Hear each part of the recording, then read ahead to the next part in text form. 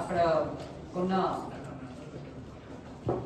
Facilities సంబంధించి kitchen, dining hall, store, ఈ మూడు ఏ విధంగా అక్కడ ఉన్న ప్రిన్సిపల్ నిర్వహిస్తున్నారు అంటే స్టోర్ అన్నది నీట్గా ఉందా లేదా, క్లీన్గా ఉందా లేదా, ఏమైనా ఎలకలు ఉన్నాయా, ఏమన్నా పురుగులు ఉన్నాయా, ఇటువంటివి ఏమైనా కనిపిస్తున్నాయా.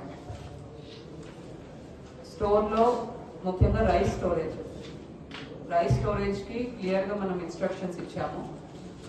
రైస్ స్టోరేజ్ ఎప్పుడు చేసినా కూడా ఒక రైస్డ్ ప్లాట్ఫామ్ మీద చేయాలి, 1 feet అన్న. ఇంకా కొన్ని చోట్ల స్టూల్స్ వేసి దాని మీద రైస్ బ్యాగ్స్ పెట్టడం చూసాము.